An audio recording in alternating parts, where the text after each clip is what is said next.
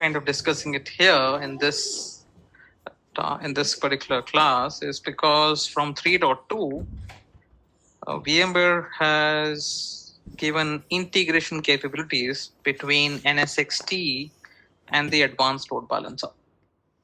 Because prior to this, if you were using NSX-T as well as advanced load balancer, we were kind of managing them as two separate solutions. But since advanced load balancer also falls within the same networking and security track of NSX, this integration capability actually makes more sense, where VMware is saying that now if you happen to use both products, you don't really have to manage them as separate products. You can manage them completely from NSX-T. So this is beneficial for customers who own both these solutions and wish to integrate them actually. But it does not mean that this is mandatory. That means if I'm a customer and I currently also use NSX-T and I also have advanced load balancer, do I really have to integrate them? No, it's up to my choice. If I want to manage them as separate products, I can still go on and do it like that actually.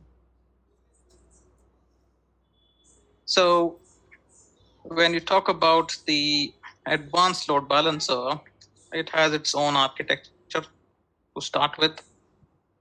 But this is a full-blown enterprise scale load balancer, comparable to the industry competitors like F5, NetScaler, and so on. And this gives you not just load balancing. Obviously, that is the core fundamental job it has. It's not just giving you load balancing. It is also giving you additional features that you expect normally from a solution capable like this. Like, it also gives you web application firewall. It also gives you options to have multi-site load balancing, like global server load balancing. It has analytics built into it. You can have your log analysis done right here within the solution itself. And this solution works with literally anything that you have in this world. Whether you say I'm using a virtual infrastructure based on vSphere, or I'm using, or I have a virtual infrastructure based on KVM hypervisor, advanced load balancer supports both.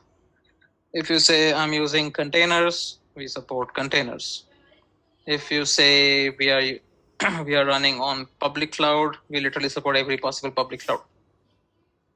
If you say we have a hybrid cloud model, we support that. If you say we don't have virtualization, we don't have containers, we have bare metal servers, we support that also. So this is pretty much a solution which is built for literally every possible scenario. But when you integrate this with NSX-T, I would say some of the possibilities of it will be limited. Otherwise, advanced load balancer as a standalone product is a very capable and very, I would say, feature-rich solution that it has. With integration to NSX-T, its capabilities would be, I would say, mostly tied down to vSphere environments mostly. But that's where it's an option. If you wish to do it, you can, or if you wish to continue managing them as separate solutions, you can. So when we say benefits, obviously number one benefit is why will an NSX customer look for advanced load balancer, even though they are getting a load balancer within NSX? Mostly because if the load balancers that you get within NSX that we just discussed earlier, those only give you load balancing. They're not giving you anything more. And those are load balancers which are working within a site actually. That means they are offering you local load balancing actually. That's all. But what if you have an application running across multi-site? So if you need something like multi-site load balancing, global server load balancing kind of a concept, you don't get that with NSX native load balancers. You need something like an advanced load balancer for that. Plus, it's a completely software-defined solution. There is no hardware appliance or anything for advanced load balancer. It's completely virtual machine-based or container-based solution. So end-to-end automation for it is easily achievable. Let me see if performance wise, it is a really, you can say, performance oriented solution, because you can configure it the way you want. Literally, you can set it up in a bare metal manner, in a container approach, in a virtual approach, any of those. I would say the best performance would be in a bare metal deployment of it. Troubleshooting wise, pretty, I would say, easy. And the big reason for that is in advanced load balancer, a log and you can say log analytics as well as application analytics are built in. So you don't really have to bring a third party solution to achieve all that logic actually. And it's a pretty useful, I would say, pretty interesting UI that you get for that actually. So troubleshooting is not that much of a big problem. But as of now, I think VMware has not been able to move the troubleshooting part of the advanced load balancer UI natively into NSX UI. So those are still some of the reasons you may still have to access advanced load balancer for minor reasons like troubleshooting. You have to access its own separate UI. It actually has its own UI also. And scalability, that's one very big important benefit that you get here. Now, when I say scalability, think of an example like in in AWS. You must have heard about this auto scaling actually, right? So when we say auto scale in AWS, what does it do actually? Anyone? What is it used for?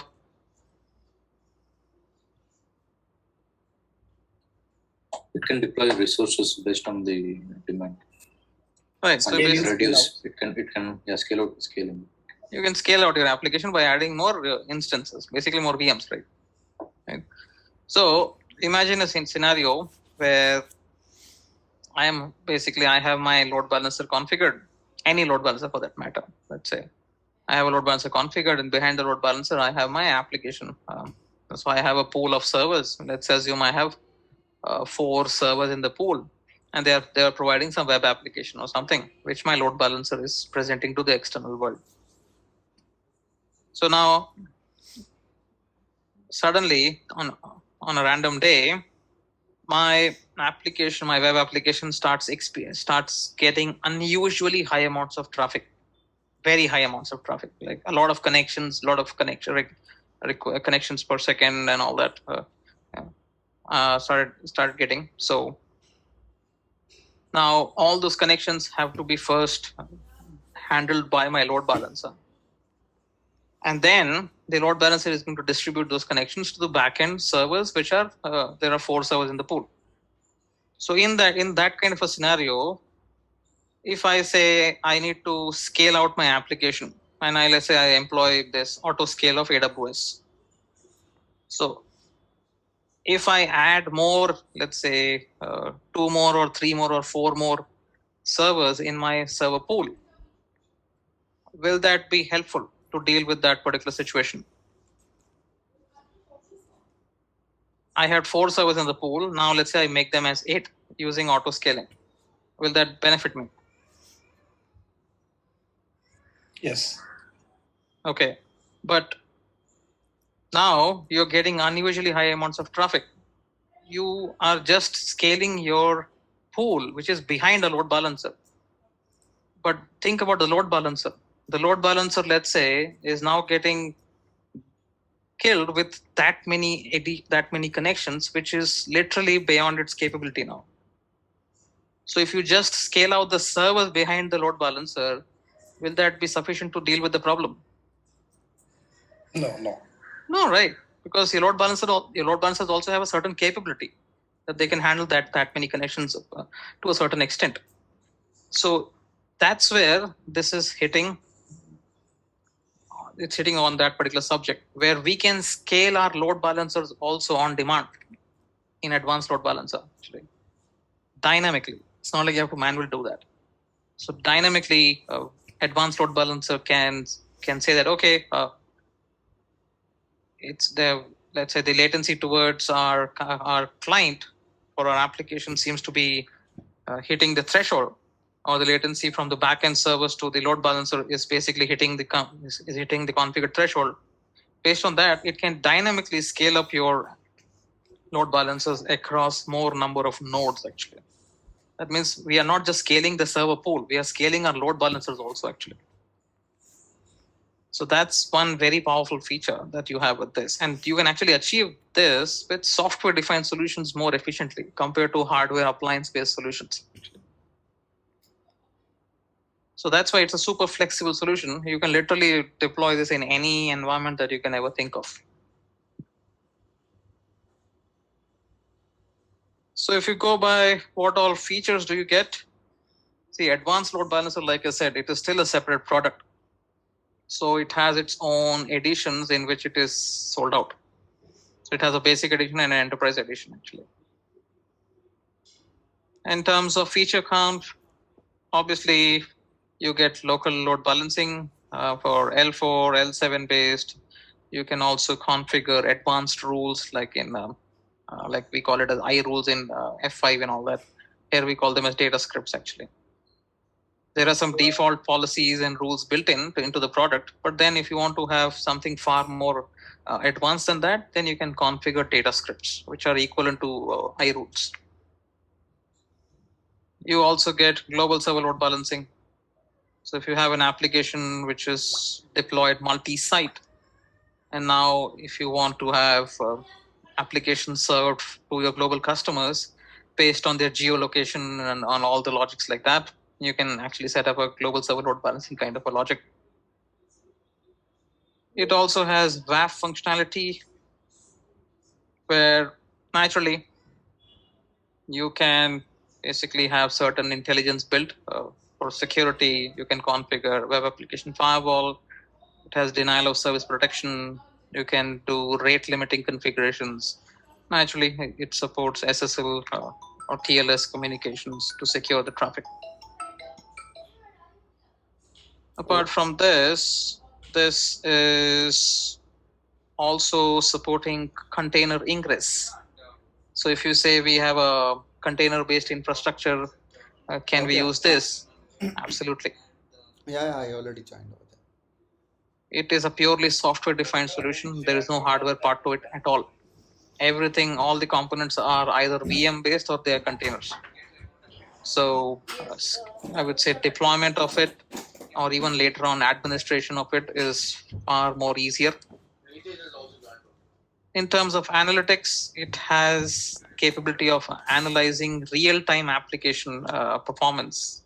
Like in real time, you can see what is the client round trip late. You can say what is the latency the client is experiencing towards your application. Hi, actually, can you hear me? This is what is the latency backend servers are experiencing in terms of what is the latency that the load balancer is experiencing in terms of reaching out to the backend server actually. Plus, it also has log analytics built in, so you don't really have to bring in a third-party log management solution to basically ingest logs and analyze those. It has that capability built in the solution itself. So depending upon which version of you get basic version and enterprise edition, you get different feature sets for it actually. So coming to now, this logic will still remain the same. See, this is not going to be tied down to your NSX-T licensing in any way actually. So even if you say that, hey, I have an NSX-T Enterprise Plus license, fine. That is for NSX-T. That's not for Advanced Load Balancer. So you still have to license this as a separate product, and based on your Advanced Load Balancer licensing, you will get these capabilities. If you go by its architecture, now here also we have a control plane which is formed out of 3 NSX or 3 advanced load balancer controllers actually. So this is nothing but this is an OVA that VMware provides. It's an advanced load balancer controller OVA.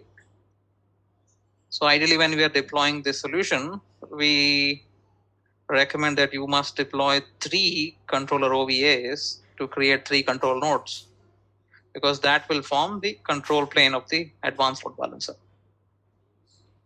And this control cluster also offers us the UI. This is, I'm not talking about NSX UI. So ideally, if you're using this product as a standalone product, you have this thing called as an admin console, which is fundamentally the web UI of the advanced load balancer, which you can access using the IP or the FQDN of this control nodes actually. Same way pretty much how things work in NSX-T also. It's just that these are advanced load balancer controller virtual machines. Now, with 3.2, the integration that is coming, what that is trying to replace is saying that you don't really have to use this admin console of the advanced load balancer. That means you don't have to access the web UI of the advanced load balancer at all. Instead, you can do everything from the NSX UI, including deployment of this controller OVAs also actually. That means you can deploy these OVAs as well from NSX. Configure them, set up your virtual services, all set up your application, all that can be done from here. The only reason you may still have to access the admin console or the web UI of the advanced load balancer is because VMware has not been able to move the troubleshooting elements like log analytics or application analytics. That UI has not been able to, I would say, port into NSX UI yet. That is expected to happen pretty soon. But until that happens, you may have to access this web UI of the advanced load balancer for those specific reasons.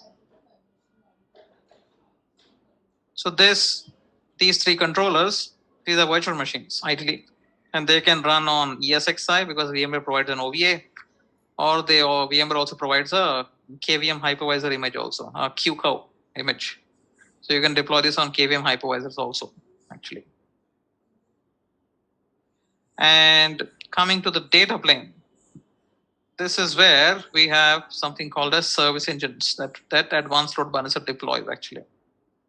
Now, what is a service engine? A service engine can either be a virtual machine, it can be a container, it can be a bare metal, any of this.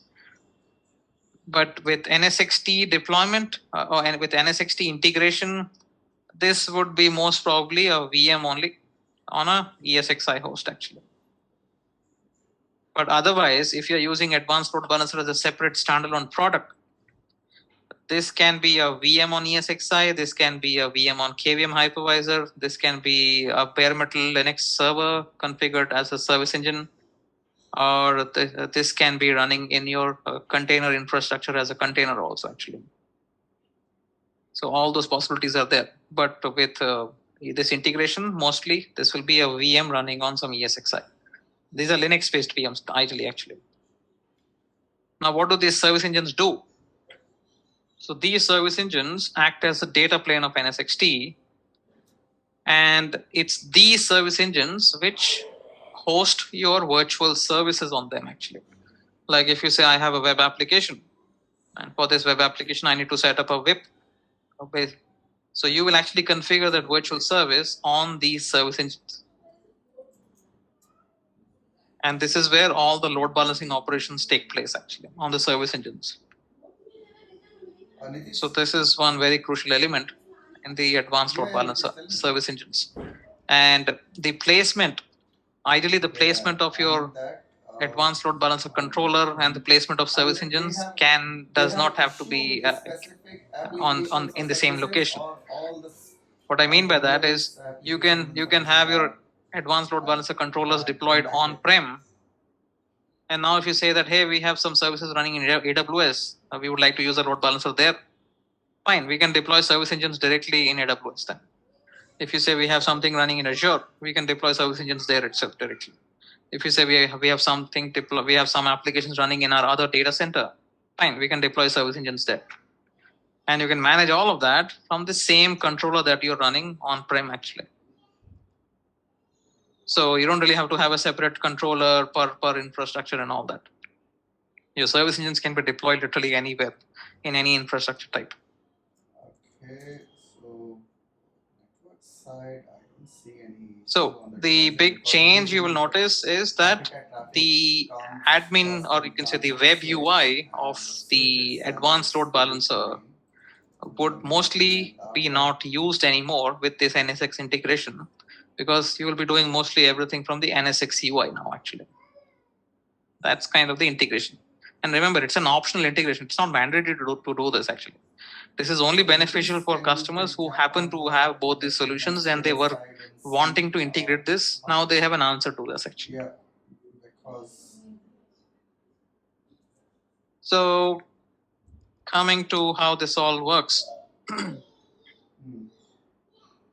So step one would be like, you as an NSX admin, you will deploy the advanced load balancer controller, OVA. Remember it, OVA only.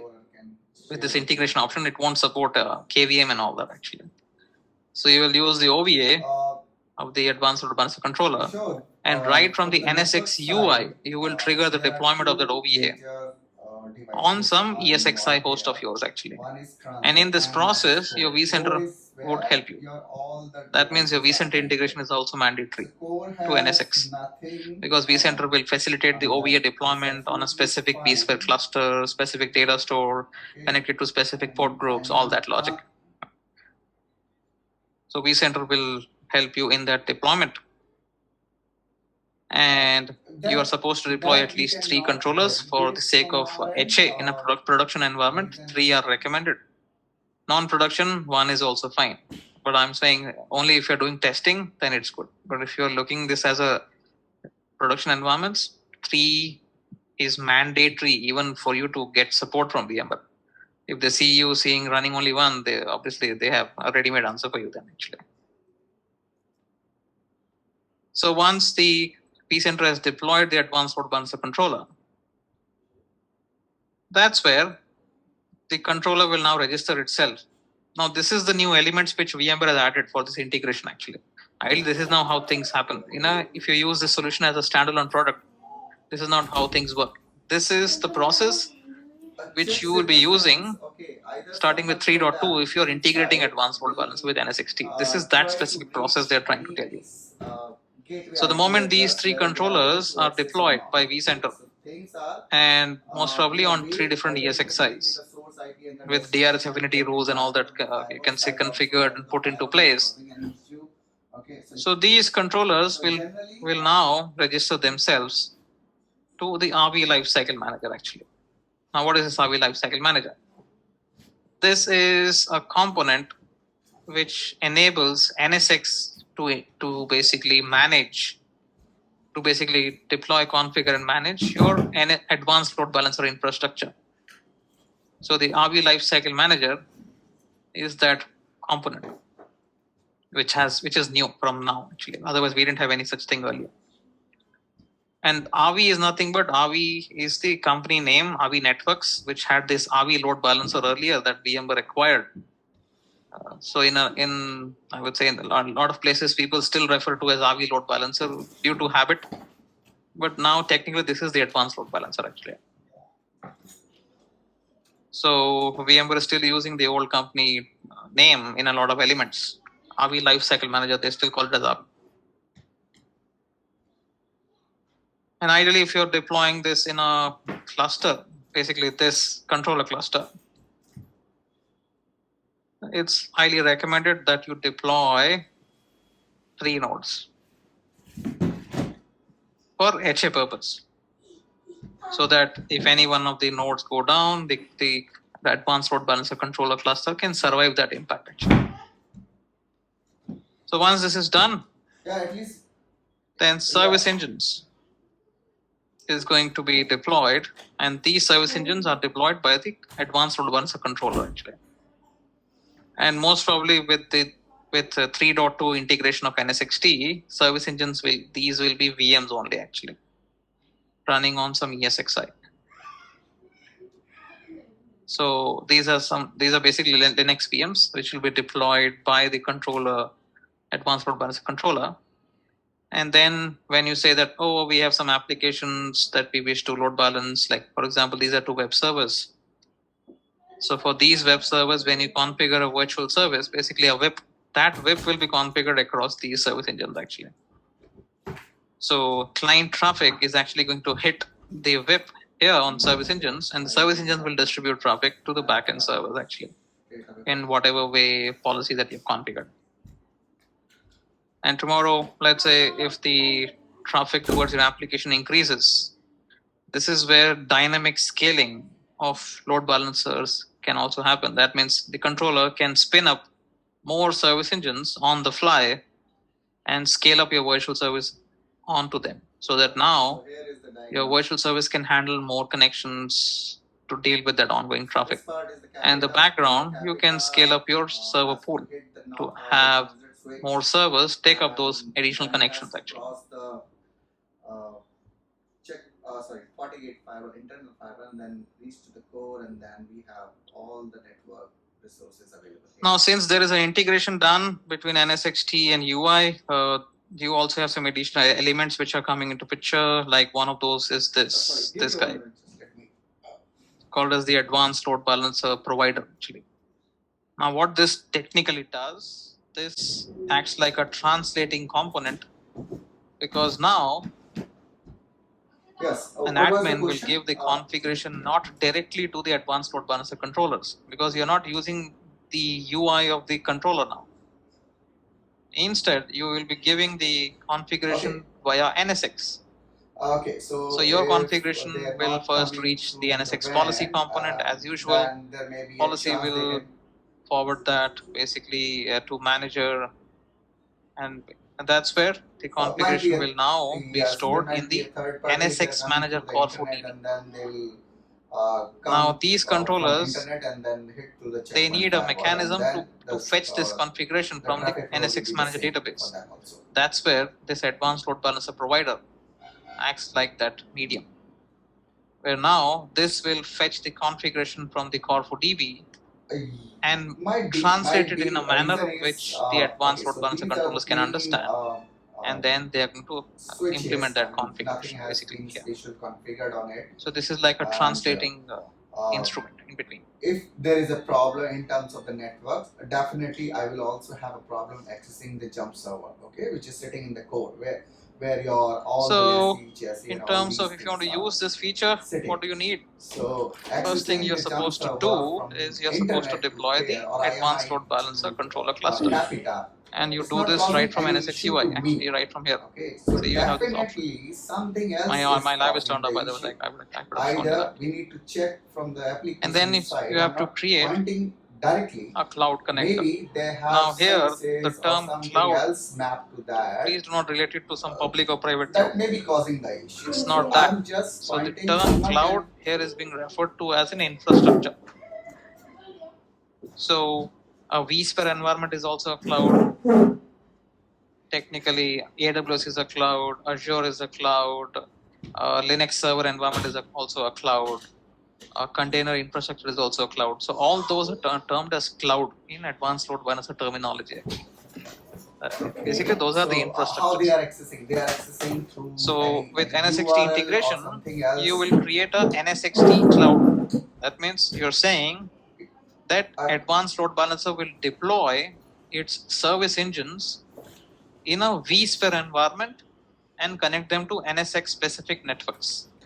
Actually, so a cloud is nothing but it's a definition. Okay, so it's an infrastructure definition that you're giving, where the controller is being told that, hey, this is a cloud. This is where you're supposed to deploy your service engines. It's again to you. I mean that. So now, when we say create a cloud, that will be a NSX-T infrastructure cloud. The IP address. And then you also have to create a service engine group. We'll come to that a bit later. But basically, a service engine group is like think of it like a deployment template, a service engine deployment template, actually, where we define a bunch of settings. We'll see that a little bit later. Now, why this is optional? So because by default, there is a service engine group which is configured default out of the box. If you don't want to use that, you can either edit that and make it specific to your requirements, or you can delete that. You can't delete that, but you can create additional service engine groups also actually. Okay. So this is kind of step one. So what you see here, see we are in the NSX UI. And here you can see, if you go to system, So this is where you have the advanced load balancer section added now. Kishore, you already right in know NSX that, UI. But we right were now nothing is completely based available on the IP simply address to because track the you have to elements. you are Okay. yet to deploy the advanced load balancer controller, which you do from here actually. And before you can do that, you have to configure a VIP, a cluster VIP actually. This is the advanced load balancer cluster VIP. This is not the NSX management cluster VIP. That is separate. This is separate actually. So you have to configure a cluster VIP first, and then you can use this option where it's going to ask you the OVA of the advanced load balancer controller, which you have to get from VMware. And VMware actually redirects you to the RV portal actually to download this. So you have to get it from there and upload it here. And then basically same process, just define what do you want to call this NSX manager, what do you want to call this advanced load balancer controller, VM name, network settings, all that specifics. And then it also has sizes actually. This is very important because the size of your controller will decide how many virtual services it can handle. Ideally, if you say small, that means 8 vCPUs and 24 GB of RAM and 128 GB storage. Generally, with this size, it can handle somewhere around 1,000 virtual services actually. If you go with medium, this is somewhere close to 2,000 virtual services it can handle. If you say large, then that is 4,000 plus. So most enterprise customers are going to fit somewhere in this actually. That means you can have 2,000 applications managed with this single controller. So this is something that you have to do according to, I would say, refer the advanced load balancer documentation. RV networks, basically they have very good documentation actually on this, by the way.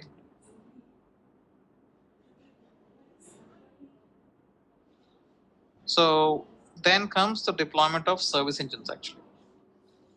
So service engines, these are primarily VMs now, and they will be running as virtual machines on esxis. So each service engine generally has two IP addresses. One is the management IP, another one is the data plane IP actually. So this NIC is used for all your virtual service traffic. This second NIC. So first one is obviously used for the management traffic, so that the controller can talk to the service engine on this interface actually, the advanced load balancer controller. Whereas this is what is used by service engines to reach out or to basically handle your load balancer traffic actually.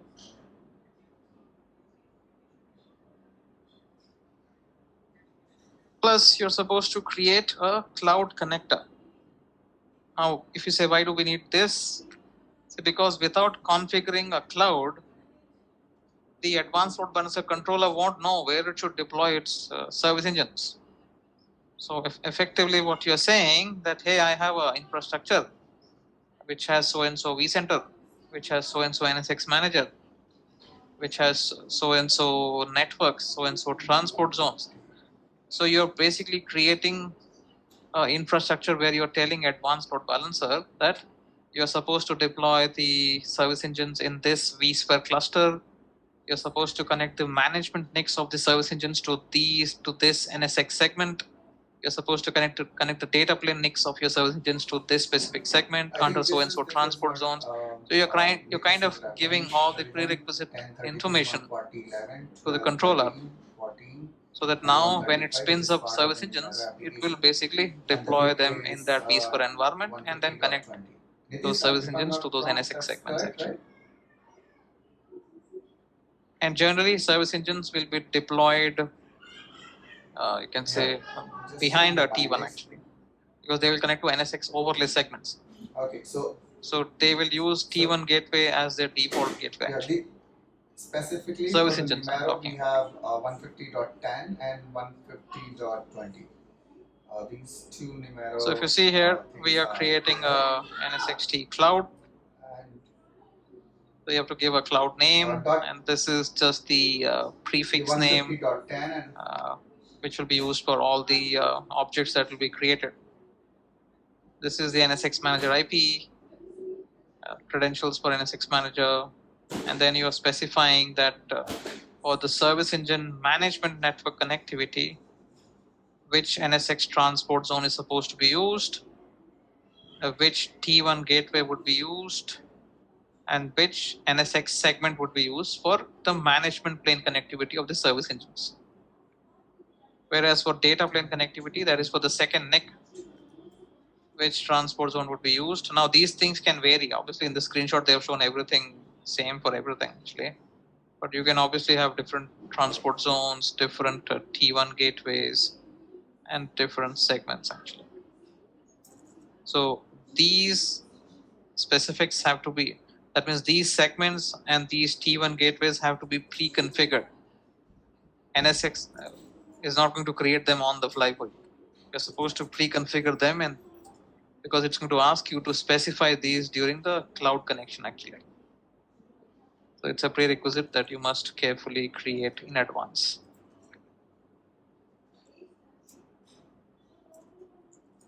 And then comes the service engine.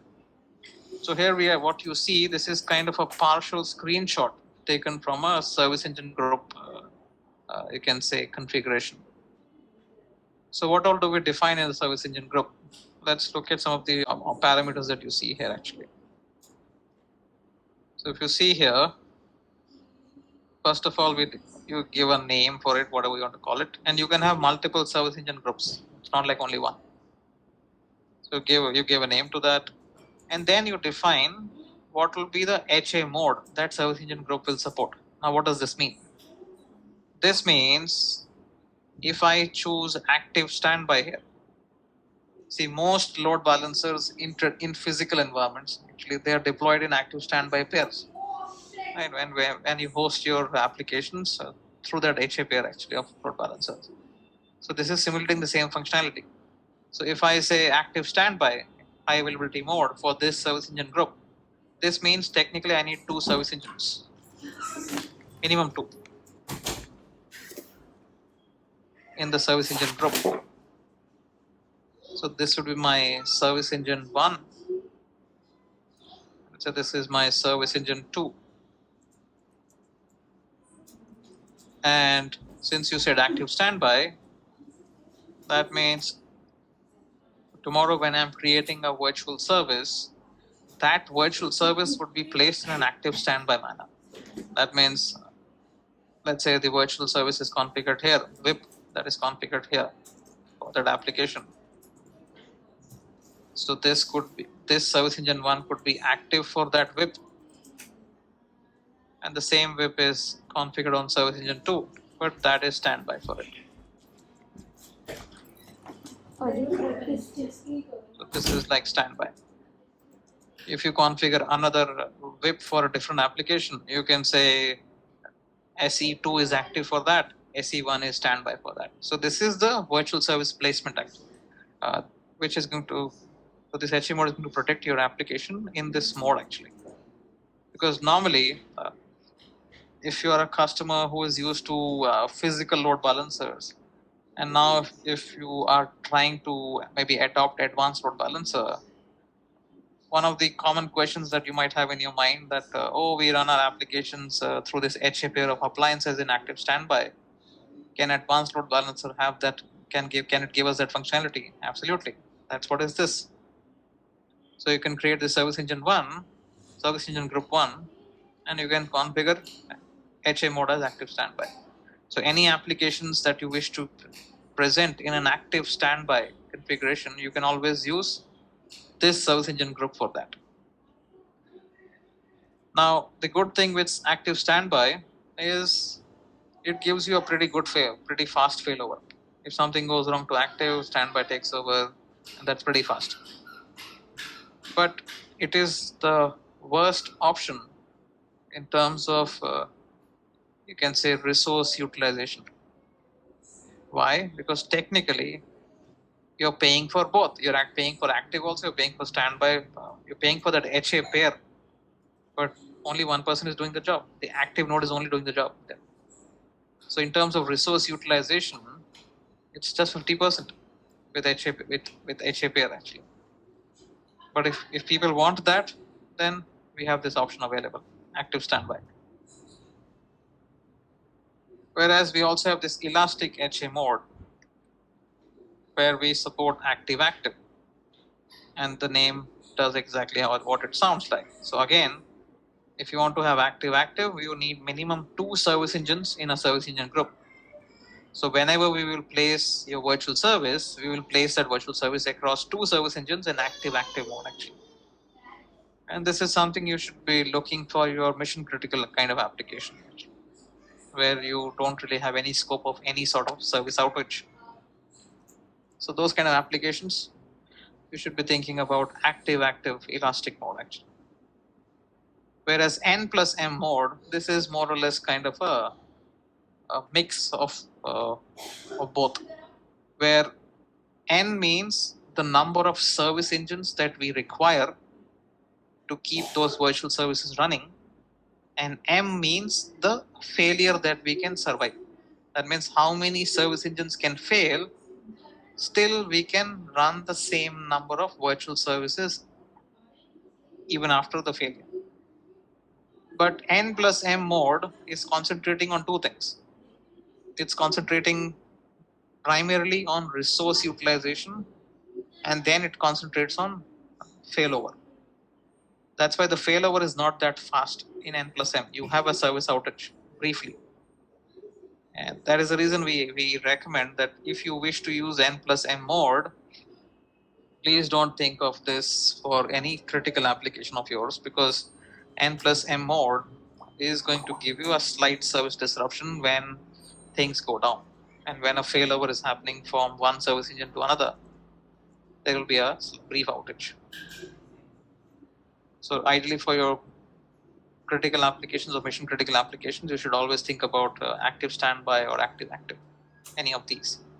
But wherever you are concerned about resource utilization, that means load balancer resource utilization also, then N plus M mode is good for non-critical applications wherever you can survive a brief outage. So this is one of the first parameter that we define. Any one of these modes can be set in one service engine group actually. And then comes the virtual service placement. Compact and distributed. These are the only 2 options you got. Compact simply means when I will be creating a virtual service, and when the advanced load balancer will place this virtual service on this service engine group actually. And if you have chosen compact, compact would mean that we will always place that virtual service on one service engine initially. And unless that service engine hits its maximums, and from which you can see here, from the IP10 to which again this is a user defined parameter where you are saying virtual services per service engine maximum. So unless that service engine is hitting its maximum virtual services threshold, then we'll start using the other one. Okay, so the port number So which you are trying compact to placement approach is like 21. let's It should give be importance to efficiently using service engines first, and then only we'll use others actually. So if you use compact method, importance is more on the service engine resource utilization efficiently. That's the primary importance there. Whereas if you say distributed, Okay. that means your virtual service will be distributed across multiple service engines. And this is typically what happens when we say active-active, because in this mode, if you choose this mode, the default virtual service placement is distributed actually. That means your virtual service should be scaled horizontally, not vertically. Because in compact, it's like a vertical scaling of virtual services on the same service engine. This is like horizontal scaling of virtual services across multiple service engines. So this is again a parameter that you define. You can also put a cap on how many maximum virtual services one service engine would be running. This is user configurable. These all these parameters. And then you can also put a number that how many service engines you're going to have in this service engine group actually. You can also put a maximum Any limit. more IP address they can And confirm. just below this, which is not shown in the screenshot actually, is where you define service engine node settings actually, like how much memory, CPU, storage a service engine should have actually. That you can customize. So according to that configuration is where the advanced load balancer will now deploy those service engines as virtual machines on vSphere. So if you look at the components, this is the same terminology. A virtual service is essentially nothing but a combination of IP and port and a protocol. So same logics repeat here also, nothing specific out of the box. So you configure a virtual service, you associate a virtual service to a service engine group actually. Because now that virtual service has to be realized on service engines. So we associate it to a service engine group. And that is attached to a T1 gateway in NSX-T actually. With NSX-T integration, this is what is going to happen. Why? Because service engines will take T1 gateway as a default gateway actually. And then as usual, you create a server pool in which you're going to have your application VMs running that application. And these pools will be configured behind those virtual services. And here also you configure health monitors. If your application requires session persistence, then you may also have to configure persistence profiles actually. These are some of the sample topologies you will see. So here if you notice, we got our T0, T1. And now we have our server segments. So that means this is where our servers are. And this is where the segment for the data plane connectivity comes. Now, for management plane connectivity, it could be different. For that, it could be maybe like another T0, another T1, and this could be the management segment. So this service engine will have management VNIC connected here and the data plane VNIC connected here actually. So it could be done like that. Or let's see here what they're trying to show you. This is more or less like a inline kind of a configuration actually. That's what they're trying to show you. So here the virtual services will be placed in this subnet. So traffic will hit this, and now the service engines will access over an L3 hop. They will access the backend servers actually. So they will access backend servers like this to load balance the traffic on them. Whereas this is more or less kind of a one-arm kind of a deployment actually, where your service engines and your servers are kind of on the same segment. So the virtual service IP is going to be in the same subnet, and the service engines can access them within the same broadcast domain. So in this kind of a scenario, source NAT would be necessary, whereas in this case, it's not. Crocs. चार पे कितने अच्छे से रखे हैं जानू आया नहीं. So when we say virtual service placement or VIP placement and route redistribution, how is it taken care of? So before you deploy your T1 and T0 gateways, make sure they are configured to distribute the load balancer VIP actually. What this simply means is on this NSX T1 and T0 gateways, you would have seen in the lab also, we have route redistribution. So on this T1 gateway, you must have chosen the option to advertise load balancer VIPs already. That's mandatory.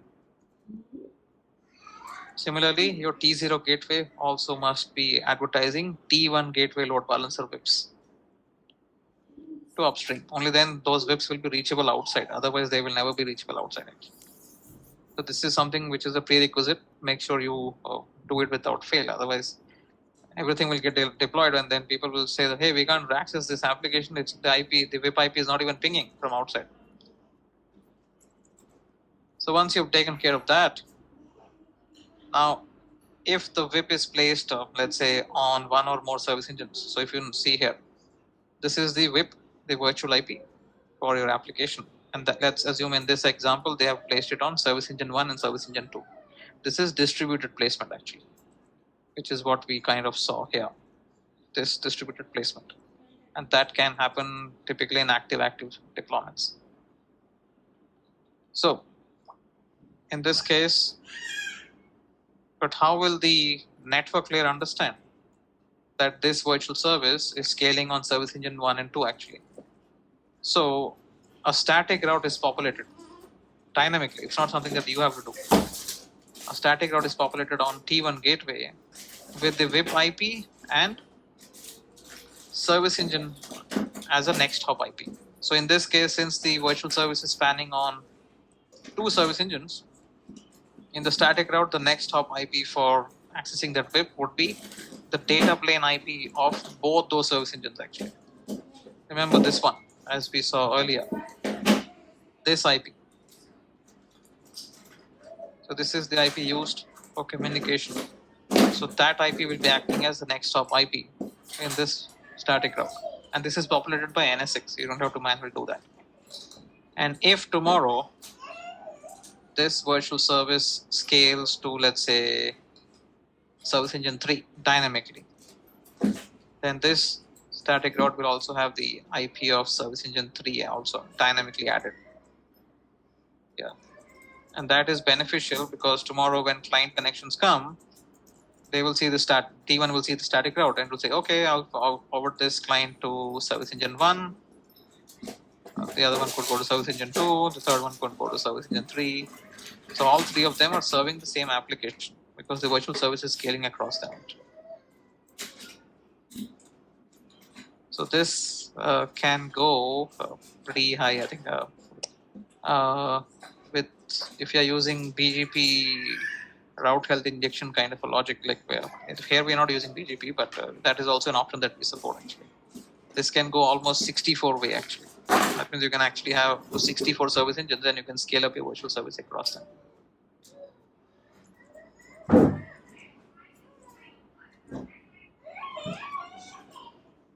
So if you go by the traffic, north-south traffic, how will this work? So assume this is where the client is outside of NSX. And that client is trying to use this application. So assuming that our NSX T1 and T0 gateway are advertising and redistributing this VIP IP to upstream, so the client will be able to access that VIP IP. And now that will be routed to T0. T0 will route that to T1. And at T1 is where you will have this static route. Using that static route, now T1 can forward client connections across multiple service engines. And now, once the virtual service gets hit, the virtual service will basically distribute traffic across the backend servers based on the algorithm that you have chosen. So now they are going to use this data plane NIC to access the backend servers and then load balance the traffic on them actually. So this is in case if the client is outside of NSX.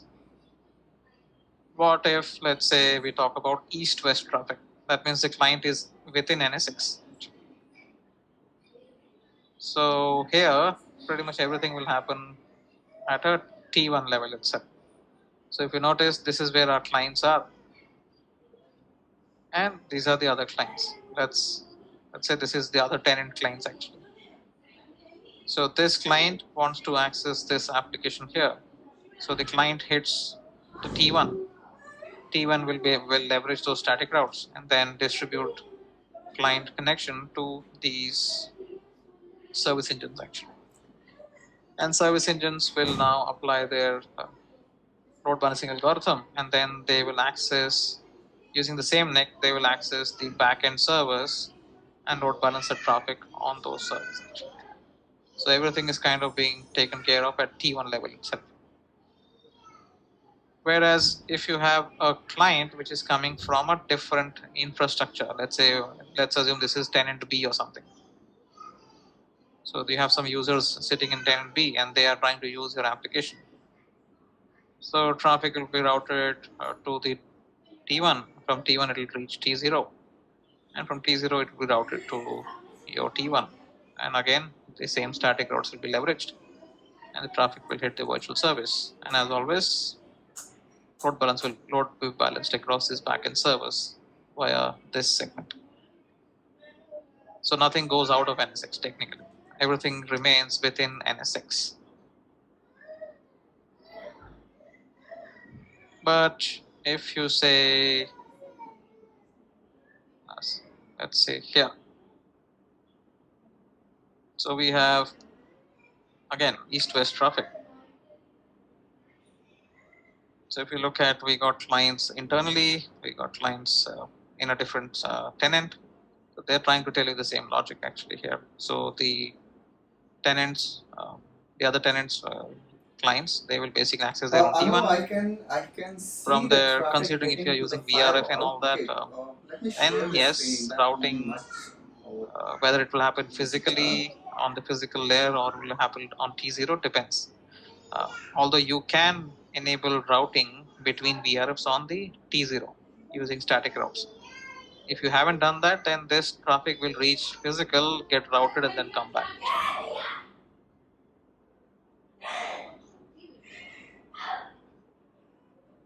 So these are some of the, you can say, configuration wizards that they're trying to show you. Once you have advanced load balancer set up, how do you see all that actually? So we have our virtual services section where we configure virtual services. This is where you define your virtual IPs. So here we are giving the virtual IP name, in which infrastructure you want to create this virtual IP, what is the virtual IP that you wish to create, So Anu, I'm going to share some and video, to okay, which which is T1 clear you are how placing traffic this. flow is going to go. That means Yeah. behind this T1. So That's what you're saying. sure.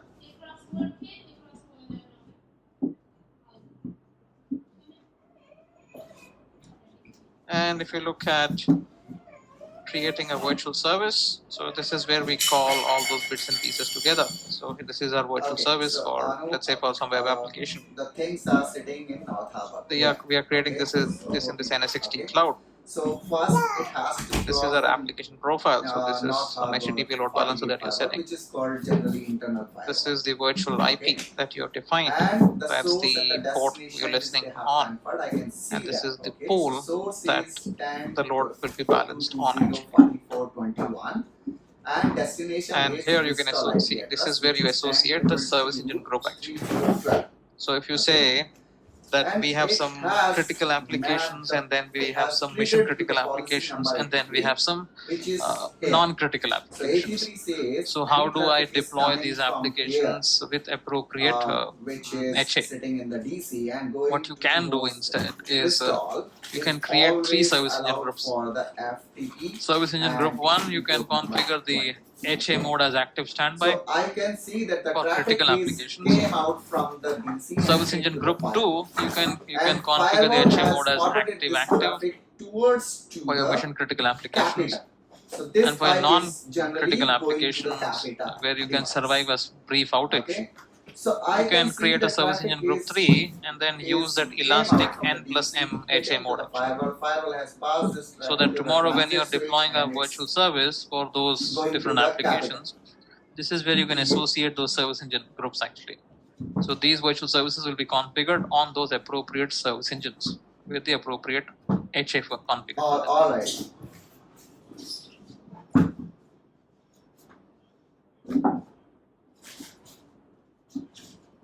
In terms of creation of pools, Okay, all again, right. you So- can add individual servers From one by the- one if you want from the to, North Harbor or side, you can also use NSX-T security groups you can actually try for to 10, configure them as server pools, 33. which is what they're trying to show you here. Of So course. if you want to I'm add giving individual you the members, you entire can say IP add address member and then range so put the that member you IP, can list port, member port and all that. Or you can use NSX groups itself Exactly. and make use of them as pools. This we can do it in an NSX native load balancer also. You can use security groups there also as pools. These are the load balancing algorithms, because when you're creating pool, this is where you define all this actually. You define your load balancing algorithm, persistence profile, all that logic. So these are the algorithms built into the advanced load balancer. Least connections, that's the default. Round robin, that is like using all the server one by one. Fastest response means whichever server in the pool is giving the fastest response right now will get the next connection. Consistent hash means new connections are distributed across servers using a hash logic actually. Whichever server is reporting the least load actually. Remember, least connections is different, least load is different. Right? Least connections is just the count of connections. Load is different. Load is how much load per connection that the server is experiencing actually. So it's not necessary that a server which is having lesser connections will have lesser load. No. Some connections can be more heavier than others actually, depending upon how many transactions are happening in that connection. Whereas fewest servers, this is again one more load balancing algorithm, and this is primarily aimed towards public cloud environments, I would say. Specifically targeting AWS auto scale policies kind of features. See, why? Because obviously vendors like AWS, they want you to use auto scale. They want you to deploy more EC2 instances so that you get to use more resources from them and they can give you much fatter bills. That's the intention. Whereas if you say fewest servers, the load balancer, the advanced load balancer will try to load balance the client traffic across minimum number of servers in the pool actually. That means not by compromising the application performance. So it will see that can I load balance this application traffic. Let's say if I had maybe 10 servers in the pool, 10 web servers are there in the pool, it will see can I load balance this application traffic on least number of servers required. Thereby it will not give an opportunity to auto scale to deploy more EC2 instances or more virtual machines. But it doesn't mean that it's going to compromise performance over, you can say, economics. It will, obviously, it is also looking at performance. So wherever it feels that, okay, now performance is getting hit, now it can basically call the auto scale policy and then tell AWS saying that, okay, you do your magic and you bring more servers online so that I can distribute the traffic on that.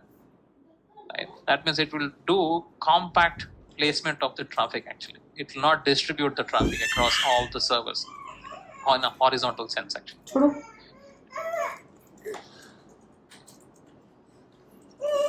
So this is for the pool level security settings. Like if you say we want SSL end to end, like if you want traffic from the client till the backend server in the pool to be encrypted. Essentially what you're asking is SSL re-encryption to be done. That means when the packet hits from the client, when the packet hits the load balancer, that is encrypted. But then you're saying that, hey, load balancer should not talk to my servers in the pool using non-SSL communication. It should be SSL only. That means you're telling your load balancer to re-encrypt the traffic and then forward that to the backend server actually. So we want SSL end to end. So if you're looking for options like that, then you would have to deal with SSL parameters, server-side SSL profiles, client-side SSL profiles. Those things will come into picture.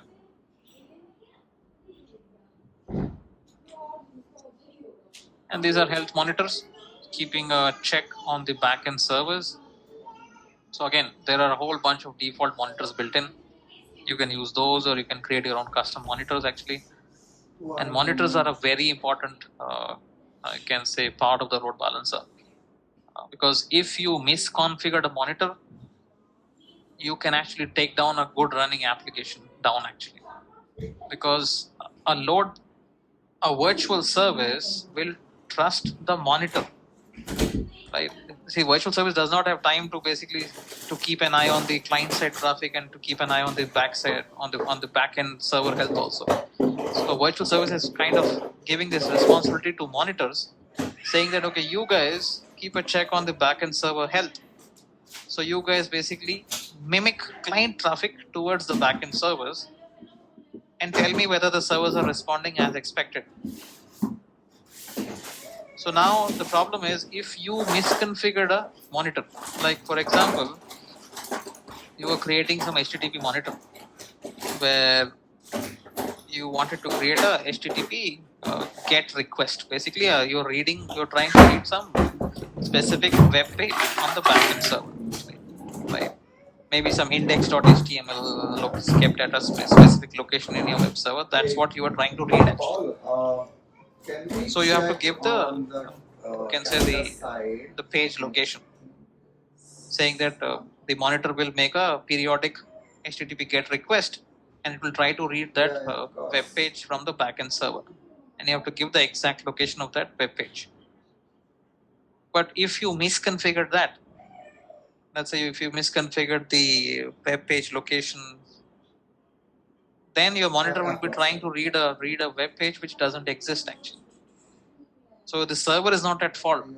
The monitor is at fault because the monitor is misconfigured and it's trying to look for something which doesn't exist.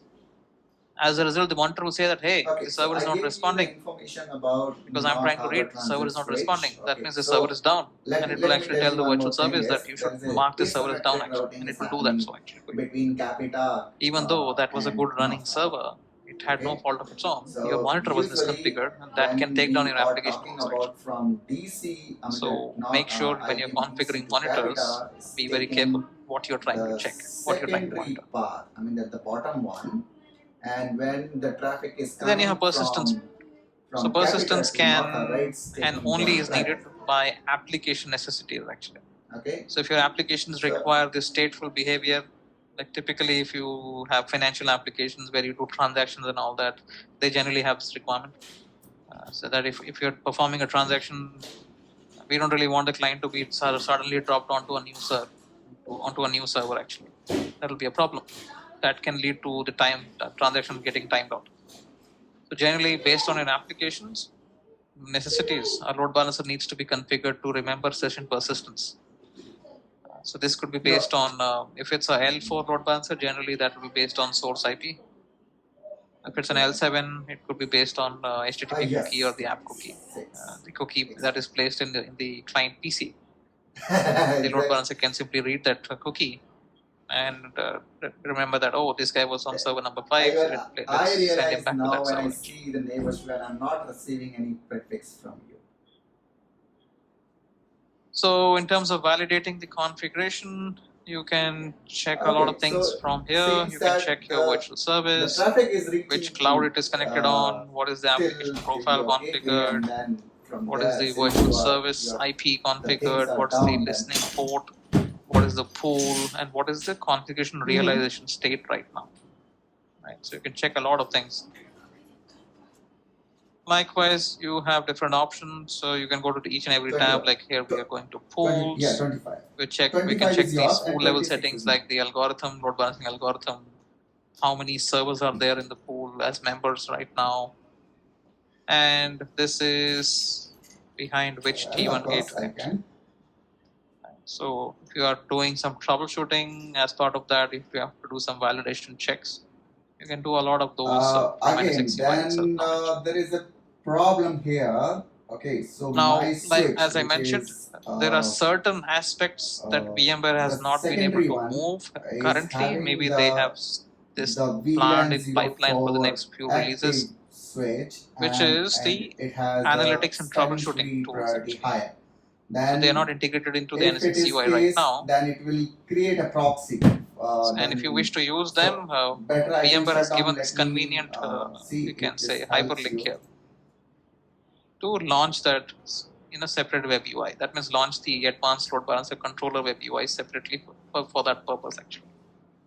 In future, you may not have to do this, but until then, this is the only option actually. The failover things we have to. So if you go to this hyperlink, this takes you to the advanced load balancer web UI, which kind of looks like this. And this is the VMware theme. Like since VMware has acquired RV Networks, initially, if you saw, I think I saw that initially in version 16 or something. Now it is version 22 or something actually. Advanced load balancer. Yes, exactly. So VMware acquired that when it was some version 16 or 17 so what I'm product. Doing is, but the problem with the RV load balancer UI was, man, it was so cluttered. There were like so many options in one window that you will simply go crazy in understanding what is what actually. VMware has kind of put their own theme and own UI on top of this. This is the standard VMware Clarity UI logic, which you see across a range of VMware platforms. Like even vSphere client kind of looks like this only. This is the same theme. So this is the same thing that VMware is trying to apply across its products. Now it is more, I would say, a little bit organized. Otherwise, the earlier UI was horrible actually when it was the RV load balancer. So if you see here, if you go to the applications tab, this is where we have a lot of options built in. So we have the app analytics built in here. We have logs that we can analyze for this particular virtual service. You can check any events which are triggered. Right. So a lot of this is available right here. So this part is what VMware has not been able to move right now. Maybe in the next major update or something, you might see that actually.